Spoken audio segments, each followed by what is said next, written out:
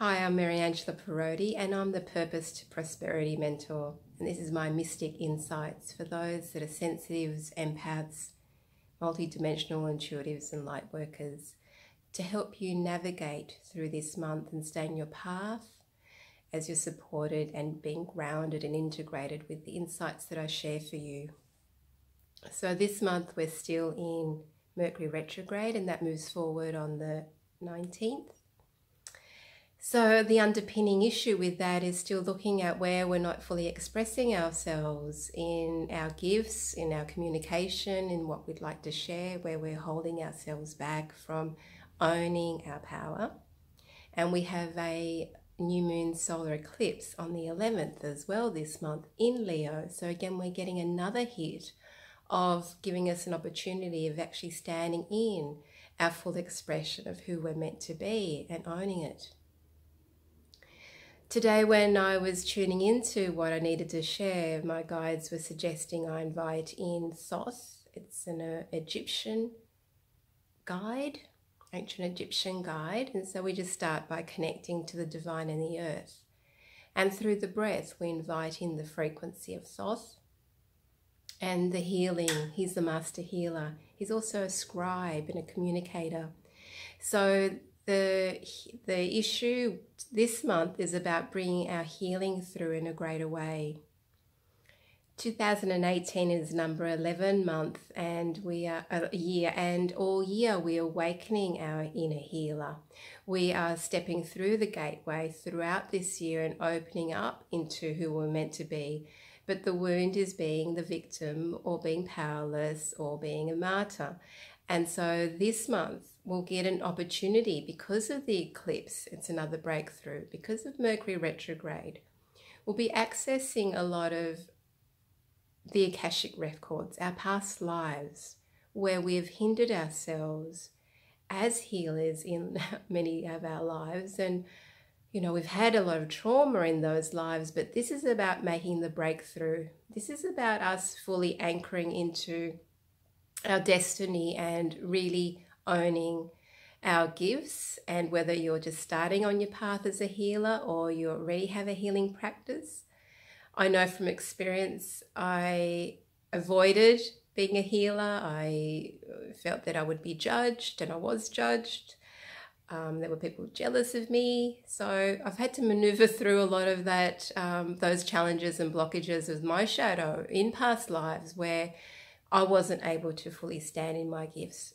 And as we bring in Thoth, either through meditation or through mindfulness and journaling and just being quiet, we ask to bring that through our central channel and let the unveiling of those past lives come through in a greater way so that we can start to get glimpses of where we held ourselves back, whether it was through, you know, some emotional or physical challenge.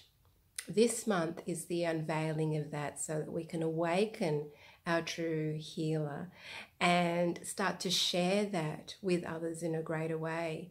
So as we open that channel to Thoth, widen the channel, not just this little tube that's coming in, really expand it so you can feel the full expression and possibility of who you're meant to be. I know with my past, I didn't really want to stand up and be a healer. So, and it was through external evidence that it wasn't going to support me. But internally, I didn't believe in myself. I didn't have confidence in it. I didn't value what I was here to bring through. And over the years, I've been able to really shift that and bring forward what I'm here to be. And my challenge has often been my eldest son, where he has polished me up. He's created this grit. I've endured years of him bringing through all the challenges so I can uncover it and look at what is holding me back from really having the result I wanted in his life. And for many years, it didn't feel like I was getting anywhere. But I was able to translate a lot of that into my healing practice. Everything I learned through him, I was able to see the evidence in others and see the results. And that just makes my heart sing when I can see people transform and awaken to who they're meant to be, because we're here to make a difference. So on the 8th of this month is another awakening. The Lion's Gate will open our hearts to allow deep unconditional love and acceptance of ourselves to come in. So if you've also been feeling a little bit, I'm not good enough, or I need to study more, or whatever the story is, that 8th of August, it's already transitioning now into that time, and through the rest of the month to really open up and accept that your gifts are enough, and they are more than enough, and will create the change that you're wanting to see in others. And by doing that, then you've been the full expression of who you are, because you're surrendering and moving out of the way. Because we can hold ourselves back in so many ways because of those limiting beliefs. And the last key point this month is the 26th. It's the full moon in Pisces, and I'm a water sign. Pisces is a water sign, so for water out there, you will be enjoying more of a release around emotions, though again around what is holding you back from your healing capacity, because Pisces is very,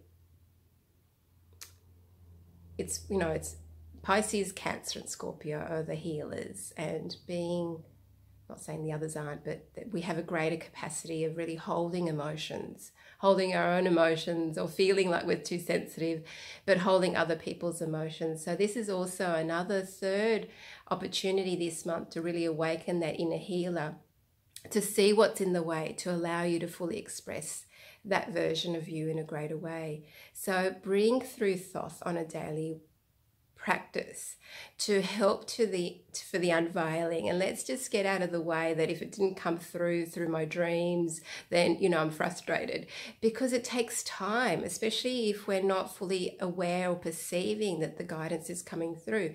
It's always there, the signs are always there, but it's our capacity to fully acknowledge that. What does that mean? What does that moon mean? What does that tree mean? What does that bird mean? Today I've had lots of kookaburras. So kookaburras are about joy, but it's lowering the barriers so we can start to finally see the perception has always been there, but we're finally centered enough and grounded in the present to be able to see what we're fully receiving. It's always there.